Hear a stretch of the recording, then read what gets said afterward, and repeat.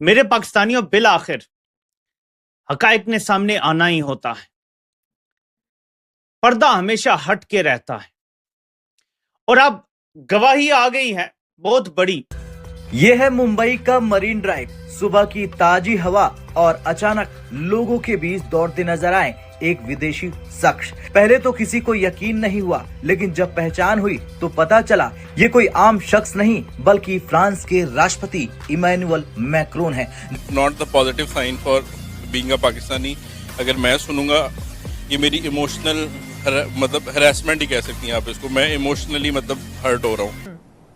आप मुझे बता सकते हैं कि ये किस कानून के तहत, किस प्रिविलेजेस के तहत, क्या ये लीगल कॉन्स्टिट्यूशनल काम के तहत आप उनको इस किस्म की स्पेशल ट्रीटमेंट दे रहे हैं?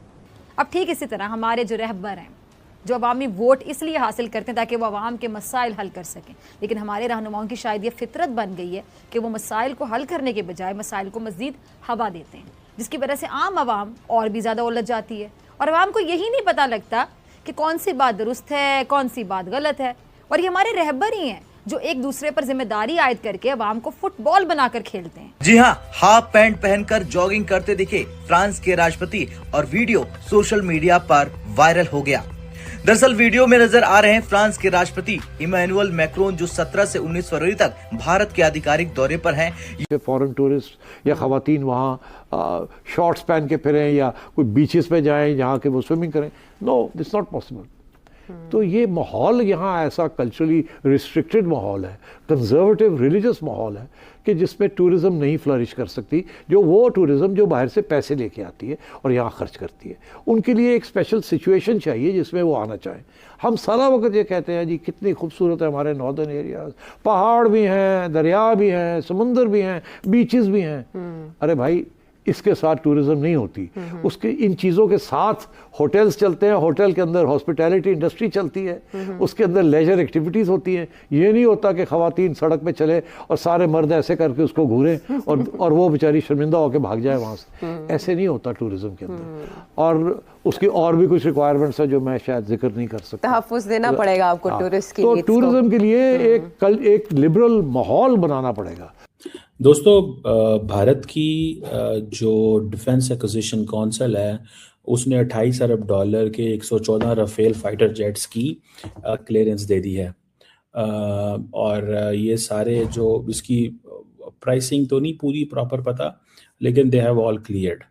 और ये प्रपोजल बड़ा पुराना था। ये इंडिया ने जंग के बाद ये सोचा है कि उनको मज़ीद जहाज़ चाहिए। और ये आप समझ लें, ये पता कितना पैसा बनता है? This is 3.25 trillion Indian rupees. यानी कि इंडिया ये समझ रहा है कि मुझे एयरफोर्स पे इतना पैसा लगाना है। इंडिया ये समझ रहा है कि मुझे 3.25 3.25 ट्रिलियन इंडियन रुपीज़, यानी कि अगर इसको मैं पाकिस्तानी करेंसी के हिसाब से भी करूं, अगर डबल ये है तो आपको पता है ये तकरीबन 6-7 ट्रिलियन पाकिस्तानी रुपीस बनते हैं। Half of Pakistan budget, half of Pakistan budget मेरा ख्याल है they are into this game. तो अब आप अंदाज़ा लगा लें कि सिर्फ इतने के तो ये मेरा ख्याल है ये वो ख़रीद रहे हैं। ठीक है जी। इंडियन एयरफोर्स जो है वो कह रही है कि हमें शॉर्टफॉल ऑफ फाइटर जेट्स की और 42 कॉम्बैट स्क्वाड्रन चाहिए, और लेकिन इंडिया के पास 29 स्क्वाड्रन्स हैं। इनको 42 कॉम्बैट स्क्वाड्रन्स चाहिए, 42 कॉम्बैट स्क्वाड्रन्स, और 29 स्क्वाड्रन्स उनके पास मौजूद है।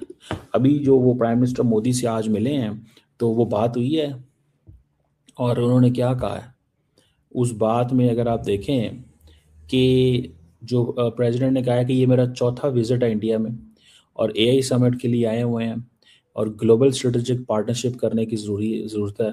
मोदी साहब जो है ना वो कह रहे हैं कि इंडिया फ्रांस एक नया चैप्टर है, इंडिया और फ्रांस एक नया चैप्टर है। This is what they are saying. और वो कह रहे हैं जी कि this is a force for global stability. It basically Germany and France are the two countries, those who have the capability और those who are being considered as nations, they are major player in this multipolar world, and they are the one जिसे वो कहते हैं ना, those who can take Europe together with them. And who will be Europe's next hegemon is the Germany. और ये इस चीज़ को भी समझिएगा। कल बल्कि जर्मन चांसलर ने बड़ा ज़बरदस्त एक आर्टिकल भी लिखा है इस हवाले से फॉरेन अफेयर्स में। बहरहाल एक तो ये चीज़ है। दूसरा, इंडिया फ्रांस के बहुत करीब हो चुका हुआ है। फ्री ट्रेड एग्रीमेंट वो ऑलरेडी कर चुके हुए हैं, ठीक है जी। और 2026 वो कह रहा है, इंडिया मोदी साहब कह रहे हैं कि this is going to be the turning point for India EU ties. Modi साहब जो है वो कॉल कर रहा है कि हमें जो इंडिया फ्रांस है उनकी कोई बाउंड्रीज़ नहीं है, कोई पार्टनरशिप नहीं है, और इंडिया फ्रांस जो है वो अपने टाइज़ को, अपने रिलेशंस को अपडेट कर रहे हैं, एक स्पेशल ग्लोबल स्ट्रेटेजिक पार्टनर के तौर पे देखते हैं। और वो कहता है फ्रांस जो है इंडिया का ओल्डेस्ट स्ट्रेटेजिक पार्टनर है। ये बात गलत नहीं है नरेंद्र मोदी की, क्योंकि the partnership started when the यॉर्क श्राक यूज्ड टू बी क्या उसे बोलते हैं यार, यॉर्क श्राक जो होता था वो उस वक्त इसका था प्रेसिडेंट था फ्रांस का। दोस्तों, आज हम बात कर रहे हैं एक ऐसी सुबह की जब मुंबई के जुहू बीच पर आम दिनों की तरह हलचल थी, लेकिन चर्चा इस बात की होने लगी कि अगर किसी भी देश का प्रमुख व्यक्ति बिना भारी सुरक्षा घेरे के आम नागरिकों के बीच सादगी से टहल सके तो वह दृश्य उस देश के आत्मविश्वास और व्यवस्था की झलक दिखाता है। सोचिए, समुद्र की लहरों के बीच लोग अपनी दिनचर्या में व्यस्त हों और माहौल पूरी तरह सामान्य रहे। यह केवल किसी एक व्यक्ति की मौजूदगी नहीं, बल्कि उस व्यवस्था का संकेत होता है जो नागरिकों और मेहमानों दोनों को सुरक्षित महसूस कराती है।